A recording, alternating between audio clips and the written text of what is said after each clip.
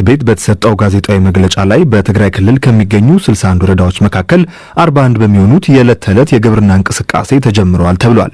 አቶ ሰኒ ረዲ ከግብርና ሚኒስትርና አቶ ክንፈ ኃይለማርያም ከብሔራዊ ሜትሮሎጂ በጋራ በሰጡት መግለጫ በክልሉ ሰላምና መረጋጋት ከተረጋገጠ ወደ 70 በመቶ የሚሆን መሬት በመጪው ክረምት ይታረሳል ተብሎ እንደሚጠበቅ ጠቁመዋል።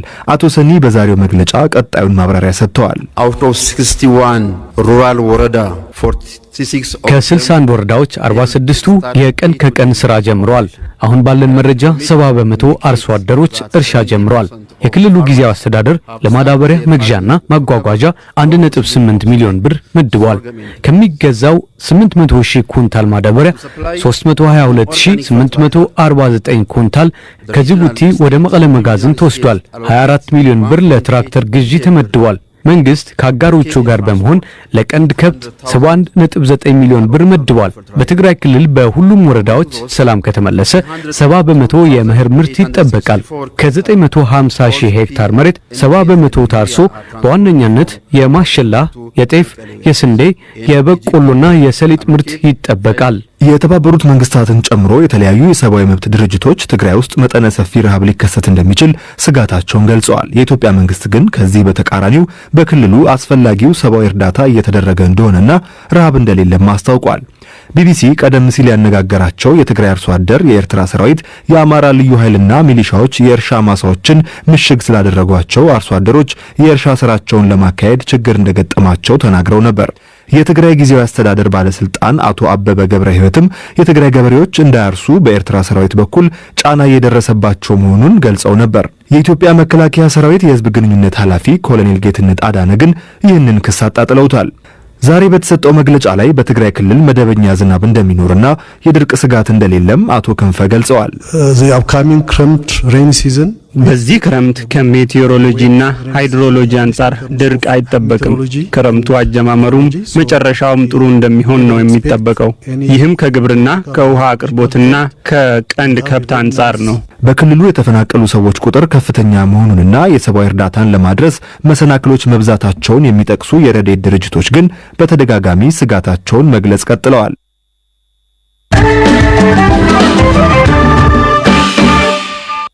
ለስድስተኛው ጠቅላላ ሀገራዊ ምርጫ ከ37 ሚሊዮን በላይ መራጮች በመላ ሀገሪቱ ተመዝግበዋል። ሪፖርተሮቻችን በተለያዩ አካባቢዎች ተዘዋውረው ለመጀመሪያ ጊዜ ድምጽ የሚሰጡ ዜጎችን አነጋግረዋል። ከባህር ዳር እንጀምር። እኔ ነጋ አፍራሽ እባላለሁ። መጀመሪያ ጊዜ ካርድ ወስዳል።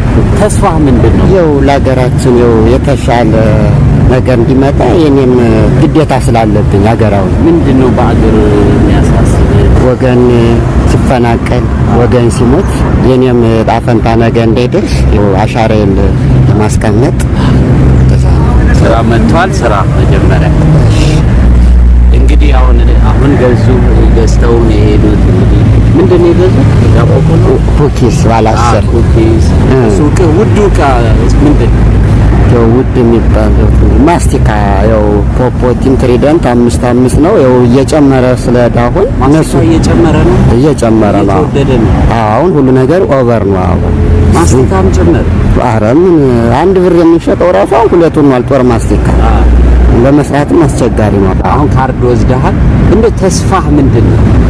ፍርሃትስ ምንድነው? ለዚች ሀገር የተሻለ ነገር ቢመጣ ደስተኛ ነኝ። ሰላም ከሌለ እኔ ቁጭ ብዬ መስራት አልችልም። ፍርሃቴ ደግሞ ምርጫ በተሳካ ሁኔታ እንዲያልቅ እንዲፈጸም ትንሽ ያስፈራኛል።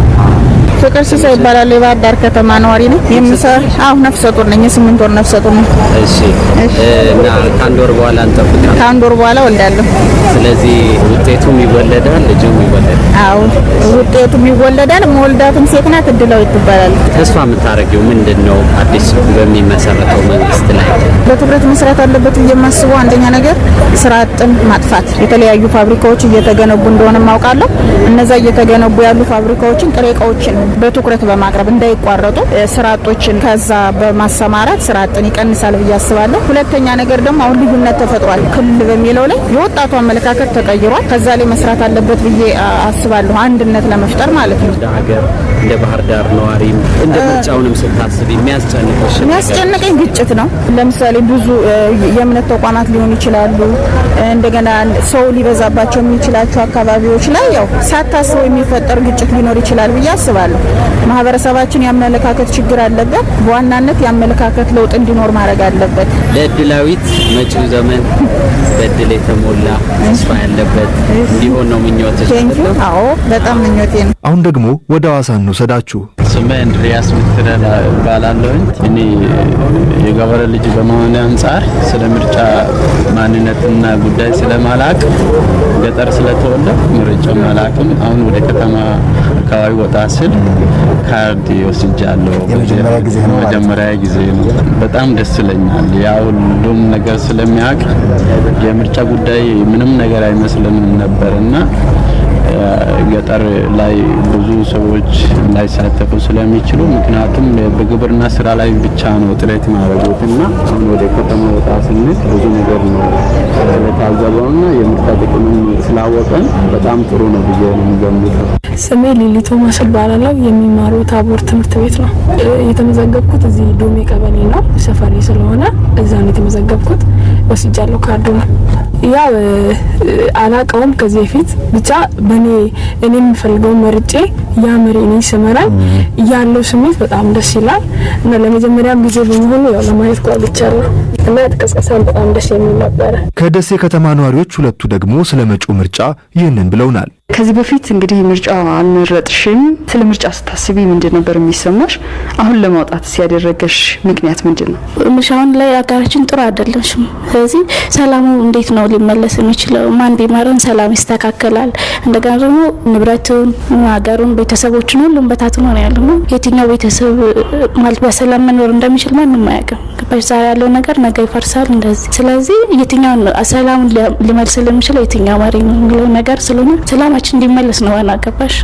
ምርጫ ለመምረጥ የሚያነሳሳሽ እሱ ነው ዋናው ነገር። ሰኞ እንግዲህ የምርጫ ጣቢያዎች ሄደሽ ድምጽ ስትሰጪ ሂደቱን ታውቂያለሽ? ግንዛቤው አለሽ? ሬዲዮ ላይ ቲቪ ላይ እነሱን የምታዳመጪውን አይተሽ ለመምረጥ ተዘጋጃለሽ ማለት ነው። ሴቶች እንዲማሩ የሴቶች አቅም እንዲጎለበት በትምህርትም በቢዝነስም በሁሉም ዘርፍ ማለት ነው ምን ትጠብቂያለሽ? ማለቴ ቢመረጥ ልቤ የማስበው ፓርቲ የሴቶችን ሉዓላዊነት ከፍ የሚያደርግ ደግሞ በስልጣናቸው ላይ የፈለጉትን ውሳኔ መወሰን እንዲችሉ እንዲያደርግልን ማለት ነው። ለወደፊቱ እንግዲህ የምርጫ ቅስቀሳዎች ተካሂደዋል። ለመምረጥ ያስችላል ብለህ ታስባለህ? የተካሄዱት የምርጫ ቅስቀሳዎች የፓርቲዎችን አቋም ፖሊሲ ለመረዳት በተለይ እንደ ወጣትና እንደ መጀመሪያ መራጭ በቂ ነው ብለህ ታስባለህ? እውነቱን ለመናገር እንደኔ በቂ አይደለም። በምርጫ ቅስቀሳ ሂደት ወይንም ወቅት ላይ አንዱ ፓርቲ የራሱን የሆነ የሰራውን ወይንም በልማት ላይ ያለውን ሁኔታ ወይንም ማስተዋወቅ ያለበት ወደፊት የሚሰራውን ነገር በተገቢ መናገር ሲገባው አንዱን ካንዱ መንቆር ወይ አንዱን ፓርቲ ባቋሽሽ ዘለፋም ጭምር አይነት ነገር ትሰማያለሽ። ይሄ ተገቢ አይደለም። እያንዳንዱ ነገር ስርዓት ባለው ነገር ቢሆን መልካም ነው።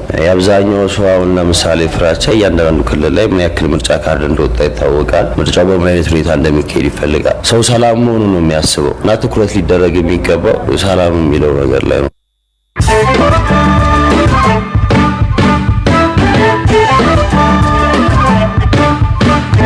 ከቢቢሲ አማርኛ ጋር ናቸው። ደግሞ አጫጭር ዜናዎችን ላሰማችሁ። ኢትዮጵያ የኢትዮ ቴሌኮም 40% ድርሻ የሽያጭ ሂደትን መጀመሯ ተገልጿል። የገንዘብ ሚኒስቴር በማህበራዊ ትስስር ገጹ ትላንትና እንዳስታወቀው ዓለም አቀፍ ተጫራቾች የፍላጎት መግለጫ ሰነድ በ30 ቀናት ውስጥ እንዲያስገቡ ጥሪ አቅርቧል። በቅርቡ ኢትዮ ቴሌኮምን ፍቃድ ያሸነፈው ዓለም አቀፉ ትብብር ለኢትዮጵያ የተሰኘው የኩባንያዎች ጥምረት ግን በዚህ ጨረታ አይሳተፍም ተብሏል።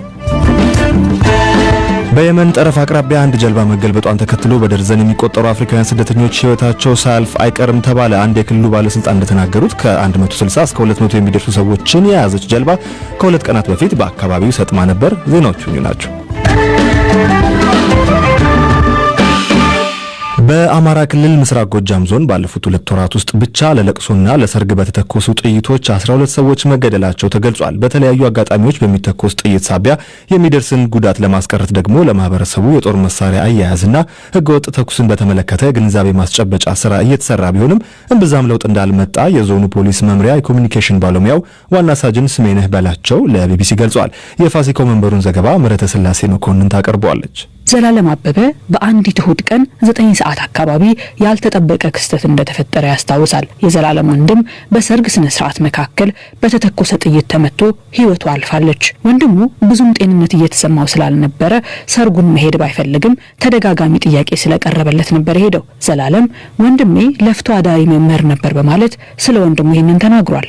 እኛማ እሱ ፍኖተ ሰላም ነበር ያስተምር ነበር ይኖር ነበር። እኛ ሽምናዊ ደንደር ማለት ነው ደንበጫ ወረዳ ማለት አንድ ህፃን ልጅ መንፈቃት ሆኗትም ራሱ ልጅ ህፃን ልጅ በባህሪው በቃ ማለት ሀገር የሚያውቀዋል በቃ ጠብ ምናምን የሚባል ነገር ሰው በቃ የሆነ ዘመዴ ነው ጠላቴ ነው ምናምን በቃ የማይል ማለት ከማንም ጋር የሚስቅ የሚጫወት ምናምን እንደዚህ ነበር። ኮሌጅ ደብረ ማርቆስ ኮሌጅ ነበር የተማረው መምህራን ኮሌጅ። በአማራ ክልል በተለያዩ አካባቢዎች ለደስታ ማድመቂያ ወይም በሐዘን ወቅት በሚተኮስ ጥይት የሚሞቱ ሰዎች ቁጥር እየጨመረ ነው። ችግሩ በብዛት ከሚስተዋልባቸው የክልሉ ዞኖች መካከል የምስራቅ ጎጃም ዞን አንዱ መሆኑን የዞኑ ፖሊስ መምሪያ የኮሙኒኬሽን ባለሙያ ዋና ሳጅን ስሜነህ በላቸው ለቢቢሲ ገልጸዋል። በዞናችን ውስጥ ከሚያዝያ ወዲህ በሚደረጉ ሰርጎች ላይና እንዲሁም ደግሞ በለቅሶ ላይ በተተኮሰ ጥይት የሰዎች ህይወት አልፏል። በቁጥር ሲገለጽም ከመከላከል ሪፖርት ያገኘነው መረጃ እንደሚያመለክተው 12 ሰዎች ህይወታቸው ያለፈ ሲሆን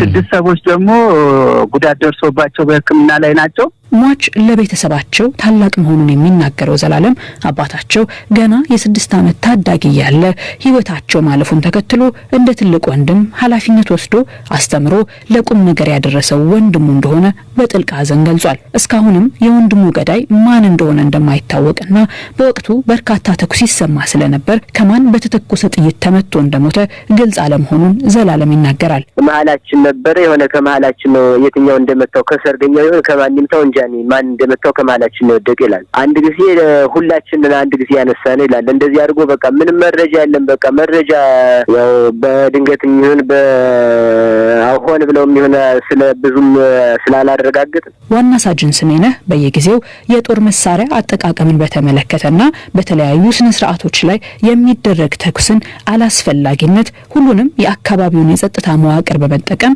ግንዛቤ ለማስጨበጥ ጥረት እየተደረገ መሆኑን ነግረውናል። ከማህበረሰቡ የጦር መሳሪያ አያያዝ አኳያም እንዲሁም ደግሞ ሰርግ ላይ ለደስታ በተተኮሰ ጥይት ደስታ ወደ ሀዘን እየተቀየረ ነው። እኛም ፖሊስና አካባቢ የጸጥታ አካልም ለማህበረሰቡ የንቃተ ህሊና ትምህርት ያስገነዝብን ተኩሶች አልቆሙ። በአካባቢው ያለው የጸጥታ መዋቅር ግን ይሄ ሰርግ ላይና ለቅሶ ላይ የሚተኮስ ጥይት አግባብ እንዳልሆነ በተደጋጋሚ በማስተማር ላይ ነው። በአብዛኛው በጉዳቱ ሰለባ የሚሆኑት የሰርገኞቹ የቅርብ ቤተሰቦችና አጃቢዎች እንደሚሆኑ ገልጸው አልፎ አልፎም አደጋው ሙሽሮች ላይ የሚደርስበት አጋጣሚ መኖሩን ዋና ሳጅኑ አክለዋል። ከዚህ በተጨማሪም በአካባቢው ደም ምለሳ የሚባል ባህል በመኖሩ የሟች ቤተሰቦች የገዳይ ቤተሰቦችን በማሳደድ ለብቀላ መነሳሳታቸው ውስብስብ ማህበራዊ ቀውስ እያስከተለ ነው። ይህንን ለማስቀረትም ህብረተሰቡ ከፍተኛ ጥንቃቄ ማድረግ እንዳለበት ዋና ሳጅን ስሜነህ አሳስበዋል።